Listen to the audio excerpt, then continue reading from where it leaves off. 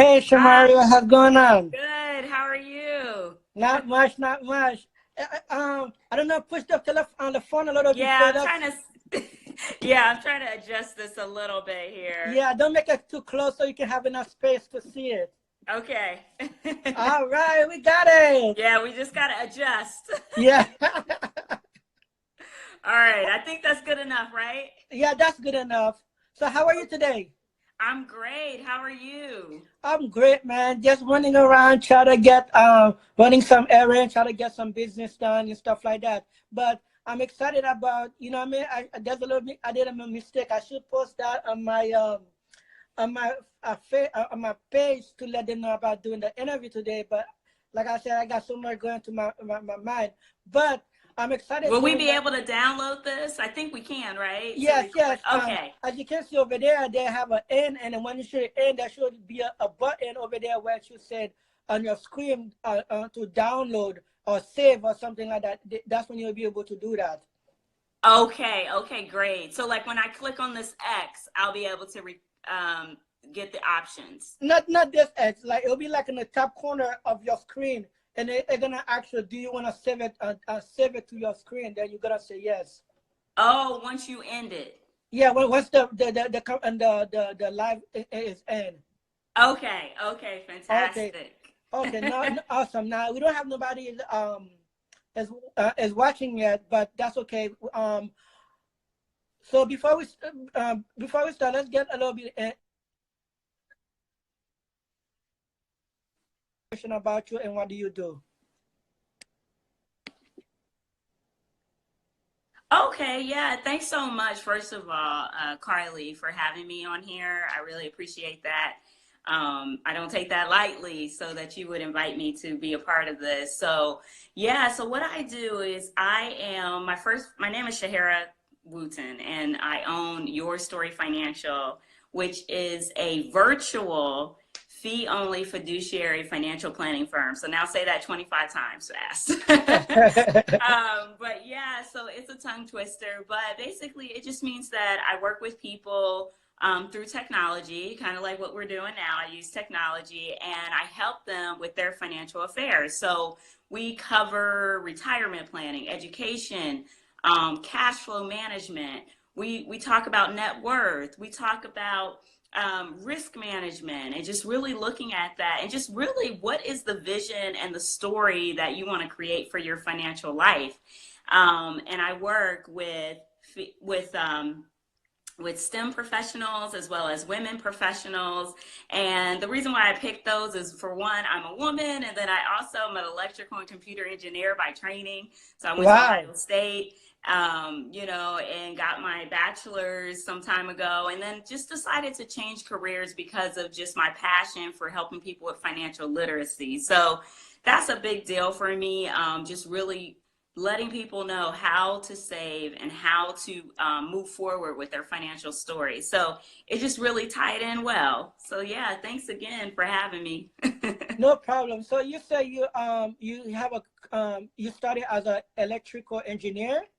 Yes, yes. Electrical and computer engineer was, so my degree was in from Ohio State, and at the time they allowed us. I started off just wanting to be an electrical engineer, and then with the curriculum and everything that we learned, they told us that, you know what, you can go ahead and add computer to your degree. So that's how it became an electrical and computer engineering degree. I felt it would be more marketable. So about 2004 is when I changed careers. So I've been, in August, it'll be 15 years that I've been in Wow, financial that's quite some services. time.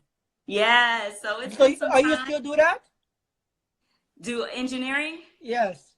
I don't do any engineering. I just work with people. I am a member of NESB, here in Central Florida. But no, I seem to hang around engineers, it seems. But other than that, I don't do that as my everyday work. Okay, now I say you say you used to do that for 15 years and you start, and give me an exception. What make you want to switch career from electronic engineering to financial analyst or something like that? Yeah, so I just really had, while I was getting my engineering degree, I kind of knew that it wouldn't be something that I would be doing the rest of my life. But I knew it was a fantastic degree to have. It's a great place to start for me. I had a good internship, and and just really, had a good setup. I was good at math, good at science. Enjoyed Mm. math more than science. But there came a point where I just wanted to figure out, what do I want to be when I grow up? And I took some time to do that. And with some prayer and reading books and asking God, what do I want to be? The financial services side came up. So I read Purpose Driven Life and What Color is Your Parachute? I think those are excellent books if you're trying to figure out who you are, what you want to be. And it really came out financial services. And it's been a journey ever since, and I've learned so much about it. And and I'm willing to talk with people if they're looking to change careers offline. But yeah, it just was one of those things where it was just, what is your purpose? What is your passion? And that is how I got into financial services. So now you say you have startups. So some of the viewers. I know right now we got just two, and other people who's gonna see the video later. What do they need to prepare themselves when as in a financial aspect when they try to start a tech businesses? Wow, yeah, that's a good question. So, yeah, so when you're trying to start a business, and I'm just going to keep it general with a business in general, because I think some of these are going to cross over to whether you're in a tech business or just a regular business. But one of the things I definitely recommend is to have your emergency fund. Really have some cash and have enough cash waiting so that you can pay your bills. So if you are working full time, it might be a good idea to continue working full time until your business is sustaining itself enough to cover your expenses. Some of the other things you can do is start to build up your health savings account. That's a great way to be able to utilize, um, just build assets, and really build up your assets. And if you get sick while you're working your startup business, you'll be able to pull from that if you have like a high deductible health insurance plan. So you want to do that. You also want to look at just businesses in general. Create a business plan. Get your LLC or your C corp or your S corp. Get all that in line. All your ducks in a row. The biggest thing that people would work with me on is really making sure that you have the income to sustain yourself should you leave your corporate job or your full-time job. And we would do an analysis of that and try to figure out when you could make that exit if that's what you want to do, or you might be trying to just continue to work both jobs. The other thing that you want to consider, like when I said the health savings account, is, do you have health insurance? Do you have disability insurance? Do you have life insurance? So all of these things are protections should you pass, should you become injured.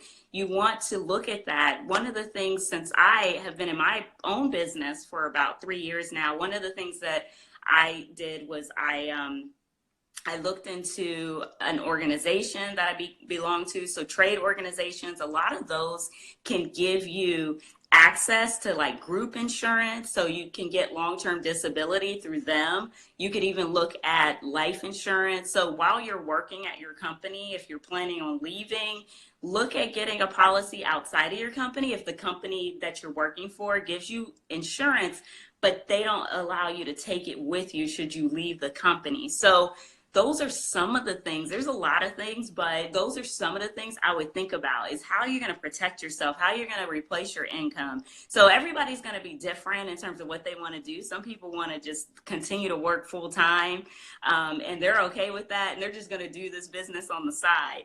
If you're planning to leave and you have some enough income to cover your living expenses, now maybe you can do a side hustle to get a little bit more.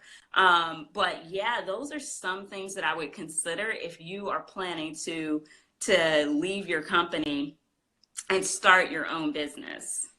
Okay, now I understand you explain about all that they need, the preparation they need to do to start, and what they need to get themselves into. So when they start a business, how about when they already have all that, but the business need more fun? What do they need to um have together? So say the business been running for 6 months to a year, but they need more capital. What do they need to have in line, so when they approach another, say like a bank or like a financial advisor like you, to able to get more fund for their business? Yes. So then now I would take you and send you to either SCORE, or we would talk to getting you in touch with people who, like, you can contact angel investors. You can talk to, get yourself out there for venture capital. You can learn how to do pitches. Do you You help out with that? Do you help out with them I to better don't prepare help with it? out with that, but if I have a client that's looking for resources, I can definitely, find some resources for them. More so, what we're going to be doing is I'm going to be helping people make sure that if we have a retirement plan in place, or if we have a plan to buy a house, or we have a plan to get a car, or take a vacation, or get your kids' education, that just by doing the startup business, you're not going to deter or defray or slow down your goals of retirement. So there's a lot of resources out there. There's incubators, there's all kinds of things out there that I can assist them in finding, but I don't charge for doing that. Like, it's part of the relationship. If somebody hires me as their financial planner and they say, wow, you know what, now I want to do a startup, then I'm going to get them in line to, with some resources. And there's stuff in town, like even when I was in Arizona, because I used to live in Phoenix, Arizona State University had all these tools. There was different groups that you can get access to. But in terms of actually getting people in front of, angel investors, or the loan, SBA or anything like that, that is something more of a resource that I can just say, hey, you might want to talk to this bank, you might want to do this, you might want to do that. But in terms of creating the package to make sure they look okay and are able to get the loan, that's something that we would send them to a business advisor on. Awesome, great. Now tell them that after somebody, I understand you mostly help a lot of people to prepare themselves for like when they're retired, right? How to structure their finances so they don't get everything mashed up together with business finances and the personal finance together, so that they can be prepared when they're retired and their kids and stuff like that. Well, there's somebody who's running any business or tech business have to be more knowledgeable about when it comes to finances aspect. Well, you know what?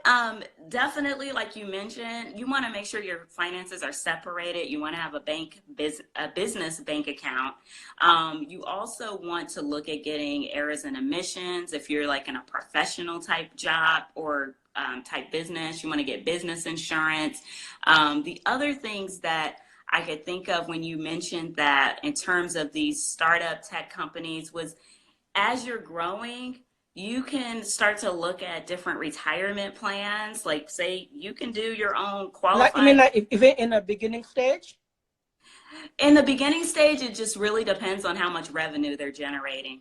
So that's all going to depend on their revenue. But if their revenue is good enough, we might be looking at getting them a retirement plan. We might be looking at, getting them a SEP IRA, or a simple IRA if they have employees. Or we might even look at getting them a solo 401k, or an owner 401k if they're just like their own person. So those are things that we would look at, to help them to start to put away a little bit more and begin to save for retirement as they're growing their business. Because I think a lot of business owners, they're definitely wanting to put money into their own business, but they also need to pay themselves too. So there's some strategies that they could look at.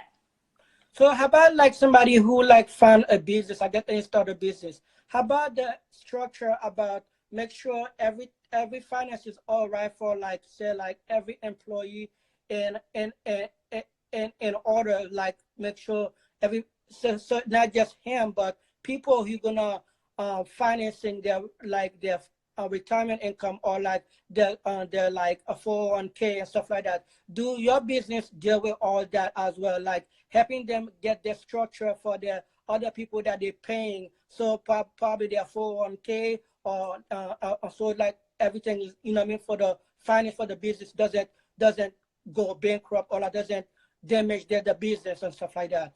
If you understand what I'm trying to say. I think I understand. Are you saying like how would we get them to be able to get like a retirement plan for their business? How to structure Yeah, that? so like they can pay the employee like their 401k so that it doesn't mess up with their business finance and stuff like that. Yes. Yeah, so we would work with a team. So it would be me as the financial planner. We would also work with a potentially a third party administrator, maybe their payroll department, their HR person. So we would work as a team and we would figure out what do they want to do? What's the goal of the business owner? Is the business owner trying to retain employees? Are people leaving? Do they want to make sure that people don't leave their company? And maybe that would be the one thing to keep them there is if they, gave them a retirement plan and added money to it, made contributions on their behalf. We would look at all of that, answer all of those questions. What if they don't want to retain employees? They just really want to make sure they're putting away enough for them as the owner, but making sure they're meeting all the rules for their employees. There's so many things or reasons why business owners would do something. So we would just hone in and create a plan, including all their wants and needs and really fleshing that out, and then working with a team of people, of experts that would be able to help them get to that end result. So some people, it may not be a set, maybe it'll be a simple, maybe it'll be a 401k, maybe it'll be something where a defined benefit plan. And we're not going to get too deep into it, but there's just a lot of things or options that a business owner could have available to them. So yes, I can definitely help them with that, and then talking about what their needs are and really tailor it to that. So what about other?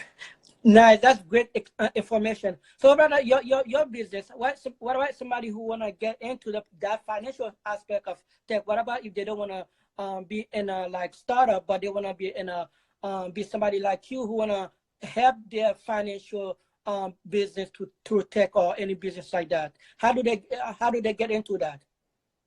So are you saying how would somebody do what I do and start a Yes. registered How do they want investment to get into advisory so the more firm? the tech financial business part versus like start up a business, but they want to get into a financial a STEM business to help other minorities? Yes. So, what I have is called a registered investment advisory firm. So, if Mm-hmm. there's somebody who has a passion for helping people with their finances, they Yes, can yes. choose a target market. My target market, I chose STEM and women professionals.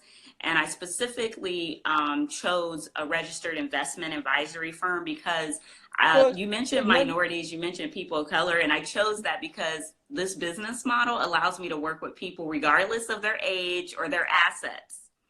so Um, do your firm you work directly with for you or do you work under a bigger company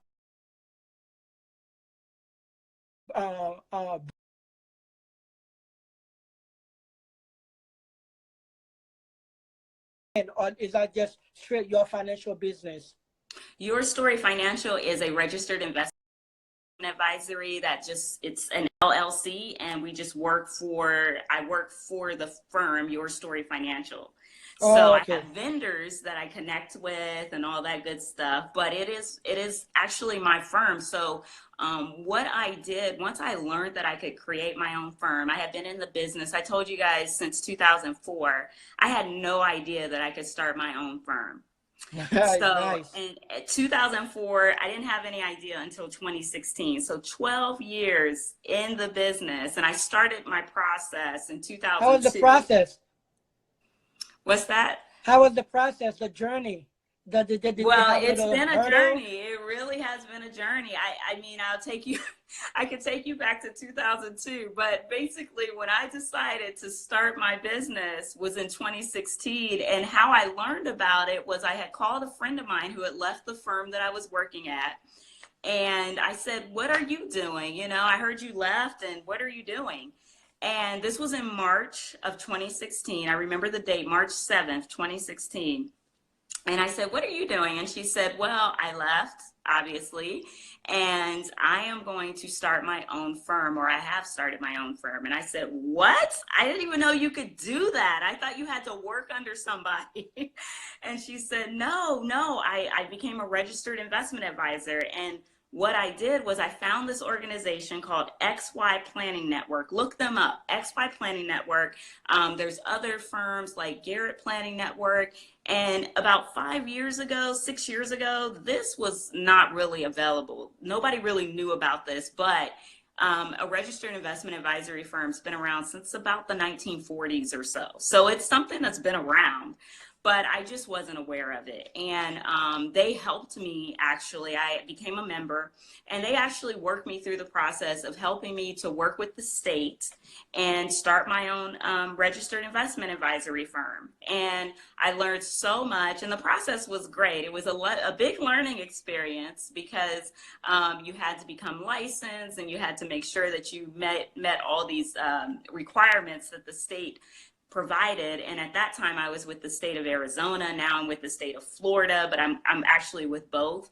And both of them, you know, have certain requirements, but it was a great process because I used somebody to help me. I paid a membership, again, XY Planning Network. I highly recommend checking them out. If somebody is interested in joining the industry, let me know, reach out to me. I can definitely share with you, but it's a wonderful option to be able to be fee only. And that was my biggest driver. I don't charge a commission, and being a registered investor